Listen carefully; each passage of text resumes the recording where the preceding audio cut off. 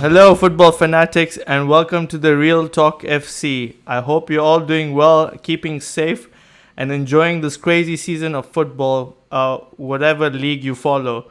It has been one crazy season already.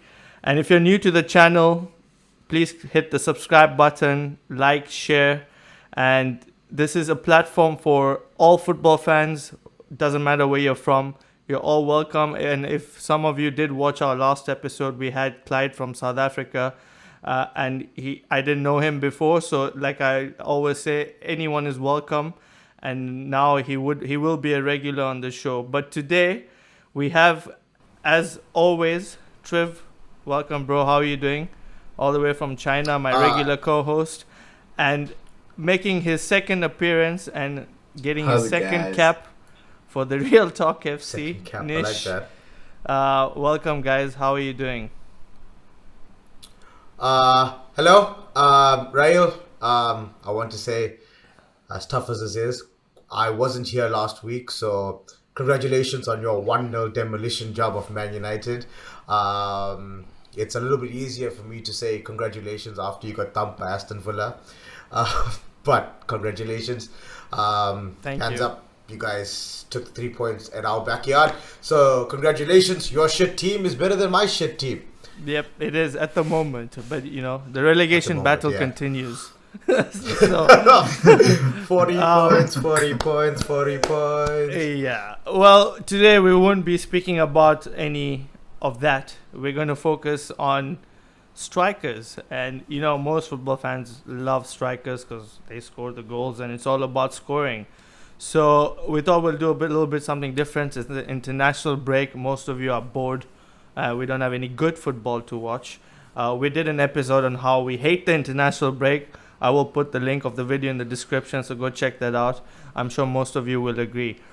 But we will first start with what we think are the top 3 strikers of the Premier League ever. So since the Premier League started. And then we will move on of what we think are the current 3 best strikers. Now, that term strikers is a bit forward, is a little bit, it is a bit confusing. There's no defining term for it in the modern day football. But I'll keep it open so you can, if it's not your, a straightforward pick, then you can explain why you think you believe that player should be considered as a striker. So Nish, let me start with you. All-time great strikers. There's so many to pick from. Are we going to pick all 3 first? Or must I just give you guys one? No, give me one. Give me one, because yeah. Okay, cool. So probably my best. I'm talking about number 9 striker now. So best number 9 striker, and again the line is blurry. We spoke about this before, what exactly the line is. But from a pure number 9 striker, for me, Alan Shearer, my first pick. Yeah, but why? It's pretty obvious, but his goal scoring record is ridiculous. He was never very pacey. He never had that much trickery, but he could shoot with both feet. Very instinctual. A bit of Mason Greenwood in him, a bit of Harry Kane in him. He shoots on the turn. He played in teams, good teams. Obviously, the Newcastle team was a much better Newcastle team than it was now. But he never played in a team that had a David Beckham crossing to him or Paul Scholes playing through balls. So his goal scoring record in the league for the team he played in at the time, I think, is extraordinary. And he's one of those strikers, you don't get them anymore, but when they shoot, they really don't miss the target. One of my favorites. Not a fan, he turned down United and the rest, but one of my favorites. My first pick. It was easy for me to pick the first one. Yeah. No, that's a great shot. Great shot. Triv? Someone different if you already don't have him on your list. Someone different. I don't have Alan Shearer on my list. I just want to say, Nish, neither do as a United fan, Alan Shearer is one of my favorite of all time because he turned us down, and the outcome of that was Eric Cantona's arrival to Man United. So, Alan, if you're watching, thank you very much for deciding to go to Newcastle and winning nothing. Much appreciated. So my number 1 choice on this list is Smile Rail, Thierry Henry. Come on. You should have left that for me. Look, I will tell you this much. My three choices. I've gone for a scorer of great goals, and I know Henry got a number of them as well. I've gone for a predator, and then I've got for one from who I think is a combination of both. So I think Thierry Henry for me, fantastic. A combination of just individual brilliance, and he also had the ability to bring a team together and to get the best out of players playing in and around him. His link up with a young Fabregas was fantastic. His link up with an experienced Bergkamp was fantastic. Maybe he had a little bit of a weakness in the air. He wasn't the strongest aerially, but he more than made up for that with his ability to just slot things in the top right corner. And I blame Thierry Henry for the dip in quality in centre forwards across the world, because everyone nowadays wants to put everything top right corner with the open side foot. Stop doing that. You're not Thierry Henry. Just hit the target. So yeah, I think he's so brilliant that he caused a dip in strikers across Europe because everyone wanted to be the man. So yeah, first choice for me, Thierry Henry. Okay, well, I'll go with my choice. Obviously, Henry was on top of my list, being an Arsenal fan. I don't think anyone comes close for me in terms of his ability and his overall goal-scoring records. But I am going for someone everyone should be picking like instantly. Lord Bentner. I mean, can there be anyone better? He is the best striker. In his head, stop the video now and go home. Yeah, exactly. But on a serious note, I will go for. I have one, but I think one of you will mention him. But I'm gonna go for someone else.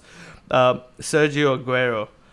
I know United fans might not like him much, but but you can't deny he's won multiple titles. He's been a massive part of teams winning, of Manchester City winning their first title and breaking that barrier of then again going and winning more league titles. So he was really, really vital to Manchester City's recent success, and his goal scoring in itself. And he's a predator. Like him in and around the box, nine times out of 10 he will put it in the net. And I know lately he's been injured, and I think he's at the end of his career. So I'm not going to take the last season or two into account, but before that, I mean, he's against the big teams, always scores against the big teams, and that's for me what was one of his best qualities as a finisher, because most strikers are comfortable scoring not against the rest of the league, but when it comes to big matches, I'm talking about Premier League here. I know they didn't win Champions League or anything, but this is Premier League. We're talking about the Premier League, so Sergio Aguero for me doesn't make the list. Yeah, I knew you would say that. But yeah, a lot of them wouldn't. It's not like everyone wins the Champions League. So yeah, correct, so that's my pick. Let's go back to Nish. I want to add something onto the Sergio Aguero pick. Aguero. I think it's interesting. So number one, I do rate him. He's won I think 4 Premier League titles with City. His goals per match ratio is ridiculous. I do think, however, if you look at Nish's first choice and my first choice in terms of Alan Shearer and Henry, I think Sergio Aguero is a little bit more dependent on having world-class players around him to get goals, compared to the likes of a Alan Shearer or Thierry Henry, who are able to manufacture something out of absolutely nothing, playing with players who might not be as good. And that's not a knock against Sergio Aguero as a striker. You need service to score goals. But I think, I left Sergio Aguero out, and that's the only reason why I left him out of my. Yeah, I knew you guys wouldn't put him, so I think for Premier League he's been amazing, and I think his name should be mentioned. Hard to debate that. Yeah, hard to debate it. Yeah. So, Nish, who else did you have? Did you have Henry or Aguero on your list? I did. I think Thierry Henry. Okay, so that's probably my one of my favorite players of all time, beautiful player. And I think so. You're 100% right. Now that you mentioned it, actually the penny kind of dropped for me. It was in that post-Thierry Henry period. You found central attacking midfielders, strikers dropping deeper, but playing the similar football that Thierry Henry did. Yeah. He wasn't your traditional number 9 like Shearer was, but he definitely dropped a bit deeper, more class, more finesse, and he definitely changed the role of a striker in the Premier League. Definitely, and I mean in that period as well, you had guys like Ronaldinho and Bergkamp who were kind of doing the same thing, dropping a bit deeper, playing a bit more finesse, a bit more style, scoring from outside the box. And to be honest, I mean the players that are playing in the league now probably watched Thierry Henry play, and a lot of that. And that Influence. Barcelona false 9 kind of stuff probably started with the Henry. That was probably the depth of the 4-4-2 formation post the Henry period. Probably, I haven't seen 4-4-2 play in years now. Except Leicester when they won the league, they played with a 4-4-2. And that's probably why we don't see number 9s anymore. But I'm sure we'll get to that. Talking Premier League number 9s, you can't really talk Premier League number 9s unless you talk Rooney and Nistelrooy, right? I mean. But I'm sure we'll be on his list as well. I mean, he only won 1 Premier League title. I think it was Golden Boot 2 years. He didn't have a prolific one. He didn't have a prolific Premier League career that I thought he would have wanted. But I mean, in those 2 or 3 years, he was such a natural finisher. I don't think I've seen a more natural finisher in the Premier League box, number 9. And I mean, I wouldn't, if I had to pick a player to sit in the box and to see crosses all day, the only one I'd pick is Rooney. So compared to Harry Kane, compared to Shearer, compared to Thierry Henry, I would pick Rooney. And he's probably the best I've seen. I mean, we young guys, we haven't seen, some of the older guys play. But I mean, he's probably the most natural finisher I've ever seen. Instinctual goal scorer. As a United fan, I'm hoping Mason Greenwood has a bit of it in him. Apparently he does. So let's see how that goes. And then I'll give you my next pick. Yeah, let's go one more round. Yeah. Triv, did you have Van simple. Nistelrooy on your list? This is simple. Same. Ruud van Nistelrooy. I went on re 1. Not rating just 3 that I think is good. Yeah, we're not ranking them. I think it'll be a bit difficult to rank. But I picked Van Nistelrooy for the exact same. I picked Van Nistelrooy for the exact same reason as what Nish already stated. I don't think that there was a better instinctual finisher. I always used to say Van Nistelrooy never thought about where the cross was going to come. He always thought about where the deflection was going to leave the ball after it ricocheted off of 5 people, and Van Nistelrooy would somehow be there to tap it into an empty net. And I think that is something that's lacking in modern day football. Just a pure goal scorer like Filippo Inzaghi. So for me, 1 Premier League title, 1 Player of the Year, 1 Golden Boot, all coming in the same season. Ruud van Nistelrooy for me is the best natural finisher to have played in the Premier League. Alan Shearer fans, I understand the argument, but for me, Ruud van Nistelrooy. And Rayo, what's your third pick? Because I will get to that when we. So my. 2 of the 3 we've already mentioned. So I mentioned Aguero, and the other one was Henry. The third one, which I'm sure both of you would love to mention him, and I'm sure you have him on the list, is Wayne Rooney. I have to, as much as I hated it because he always scored against Arsenal. Do you remember when we were in university, I used to come in the TV room, who scored? Oh, Rooney and Ronaldo, surprise, surprise. But it's for me, when I'm looking at these strikers, I'm also looking at longevity, and for me, that's why I didn't put Van Nistelrooy. He was a great finisher, but he didn't do it long enough. He didn't win enough. Like, there are other players or other strikers that got achieved more for their clubs. So that's why I've put Wayne Rooney ahead of Van Nistelrooy, just for the pure fact that since he was 16, he's been he was a goal scoring machine, even when United let go of Ronaldo. But I know that was more to the management of Alex Ferguson, but it was all Wayne Rooney was the main spearhead in that attack, and he did everything for United when they won the league when was it before the league Post after Ronaldo, 2008, post Ronaldo? 2009. Yeah, exactly.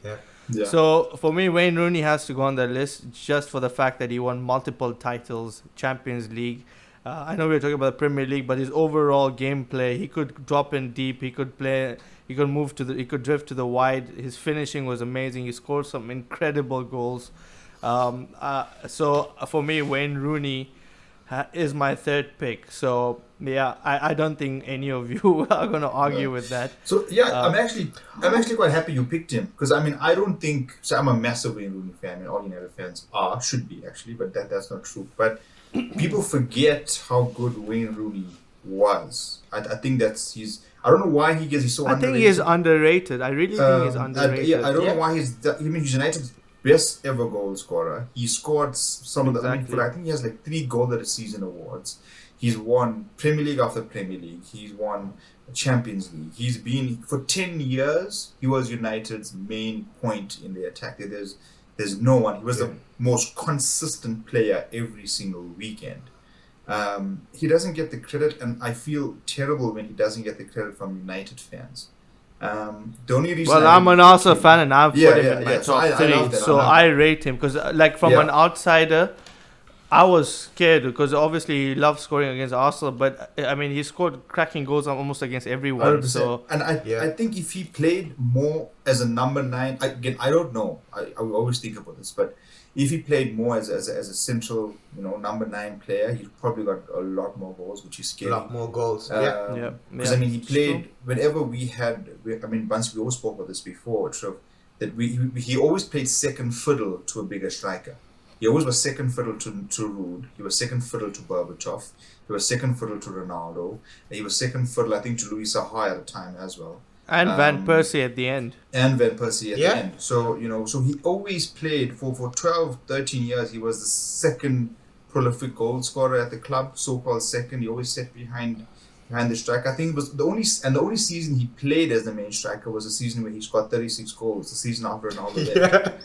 So I mean, it's scary that he's. Yeah, the only reason I didn't put him in there because he didn't meet my definition of the pure number 9 kind of a striker, which is also, I don't know, it could be, it's kind of. You're a football purist, man. Yeah, man. So the other guy I think was on my list who I had to put in because I mean also his injury plagued his career. It's not Michael Owen. Robin van Persie I think was a amazing natural finisher. I don't think he gets credit as well. I mean, he played in the Arsenal team. Well, because for 9 years he was injured, so that's why. Yeah. This is Van Persie your third pick? Again, the definition is on the number 9. If I had to pick a pure number 9, like a number 9 kind of player, I'd probably pick Robin van Persie. So your top 3 are Henry, Van Nistelrooy, and Van Persie. Just because I'd still pick. No, Bazrood. Actually, that's 4. Actually. Yeah. Yeah. Sorry. I find it really interesting that I haven't gone for Wayne Rooney. How have both of you not gone for Wayne Rooney, man? I haven't picked him. Go for Wayne Rooney. It's the number. So I haven't picked him. Yeah. Exactly, I haven't picked him exactly because of what Nish mentioned. He played. He was so unselfish, and he played off the left so much in his career to accommodate Van Nistelrooy, to accommodate Cristiano Ronaldo, to accommodate Carlos Tevez, to accommodate Dimitar Berbatov. It's purely. Would you say that? Where do you think if you would? I don't know. I'm sure if you go to websites, you can get this information, but. Where do you think where he played majority of his career and what position? If you were to pinpoint, if you were looking at a Wayne Rooney heat map, yeah, exactly. From the time he was 16 in the Premier League, I'd say that it's probably more similar to Thierry Henry than people think initially. Yeah, I think that he spent a lot of time coming off that left flank, and a lot deeper than what I would personally consider. So then, Triv, what was your third pick? So you had Henry, Van Nistelrooy. Jets. My third pick is for me, quite simply, who I think is the epitome of a number 9 striker in England, and that's Didier Drogba. I knew you were going to. Yeah. I was going to pick him, but I knew you would, so I wanted to speak about. Yeah, I picked Thierry Henry, who I think was able to do the spectacular. I picked Ruud van Nistelrooy, who I think was a poacher, and Didier Drogba for me is a combination of both. He was utterly ridiculous in terms of. I don't think there's been a single striker that has the speed, the pace, the power, the flair. The stamina. The man got malaria and still played 30 minutes with malaria in what is the toughest what is the toughest league in the world. So for me, I think, if I've said this my entire life, if you had a machine that made a centre forward and you pressed go, Didier Drogba walks out the other side for me. He's always going to be what I think is the best number 9. Thierry Henry averages 0.68 goals per game. Ruud van Nistelrooy averages 0.63. Didier Drogba only averages 0.041.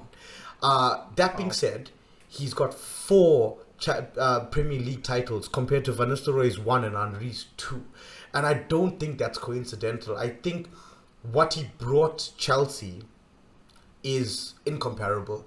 I think that he allowed players like Frank Lampard to have scored 177 Premier League goals because of what Drogba gave to the Chelsea team. So for me, and he was Jose knew how to use him. Jose loved Didier. He loved strikers like that. I mean, he had Diego Costa. Now he has Harry Kane. Yeah. So The sad thing is, I don't think those strikers today would even exist in the Premier League. They would struggle.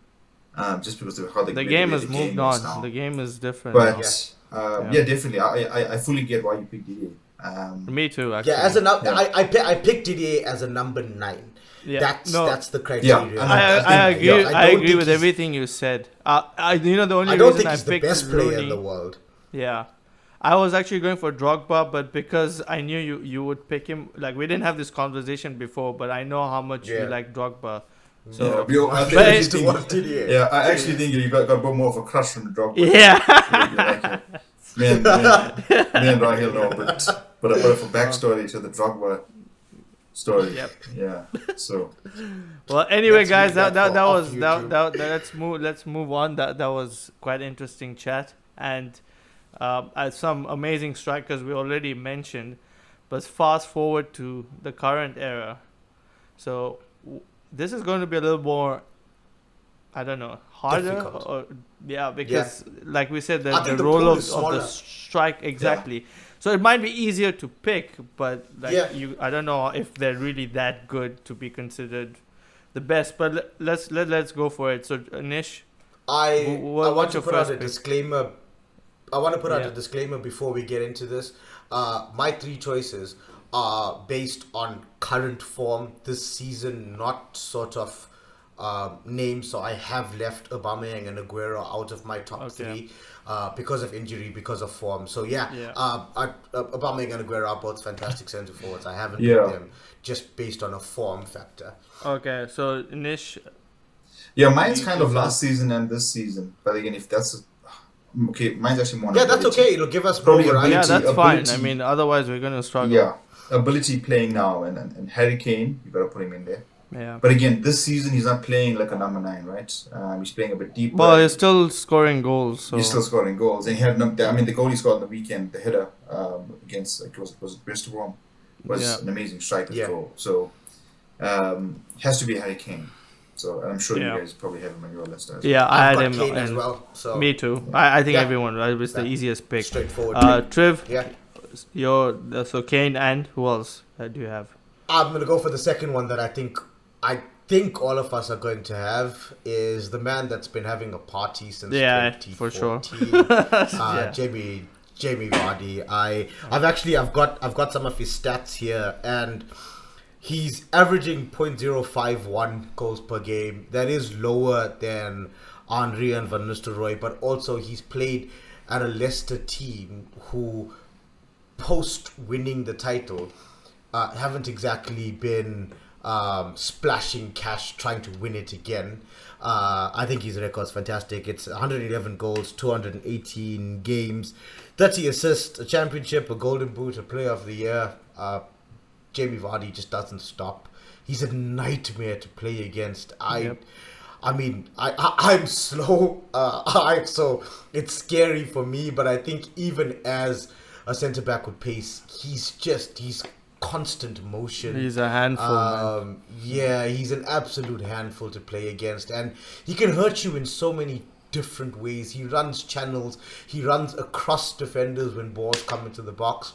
Yeah, I think Jamie Vardy's record over the last 6 seasons speaks for itself. Yeah. His history is what's he like, 32 or 33 now, and he was playing like 33 first, now, I believe. yeah, and he was playing like 33. first division till 25, which is shocking. His story always Fleetwood Town fascinates that me. he came from for Yeah, one Fleetwood Town, late bloomer, It's man. Yeah. ridiculous, Yeah. man, and it gives me a bit of hope, man. I mean, and he's won a title with Leicester, so Yeah. That was so a good team, though. yeah, it was a good team. Did I you all had have Jamie Vardy? yeah, I did. Yes. I had Harry Kane and Jamie Vardy.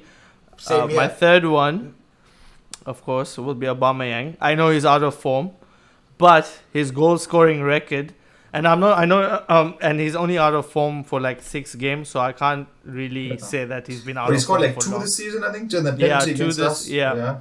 So, but he's still, since he joined the league, only Salah has scored more than him. So his goal scoring record is still, first half a season he got 14 goals, second season finished Golden Boot, third season 1 goal behind Golden Boot, and he's playing, I know, and the reason why I know he's playing left of the left wing, but most of his career he's played as a centre forward. I don't get And why he's I don't playing on the understand. left. And yes, Arsenal fans have been arguing this, like, especially after we've been shocking. We can't create anything. Why? If you put Aubameyang near the box, he will score goals. Yeah. I You know should we're build not your really, team around him. I mean, against Aston Villa, where we got thumped, he was the one crossing the ball, and I'm like, how? And you know what? He was doing a decent job, but there was no one to finish his crosses. I mean, if there were 2 Aubameyangs, we could have scored 2 goals. Yeah. Because he it's like crosses so Yeah, he's I been remember- completely wasted. in the World Cup for England, they made Harry Kane take corners. Yeah, that was it's like one of very- those. How can Aubameyang? Yeah, well, at it's least like Harry me- Kane yeah. wasn't playing on the left throughout his career. So, look.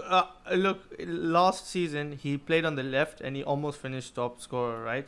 So it was working, right? Whatever Arteta did was working, but now it's not.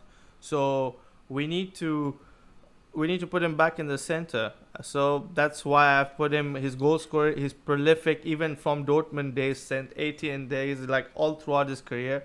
He's a goal scoring machine. And most people think he scores tap-ins, but he does not. He scored some incredible goals. He scores a range of goals. Well, I put a little bit of research into this video before having this discussion. Quite interesting. Shot conversion rate.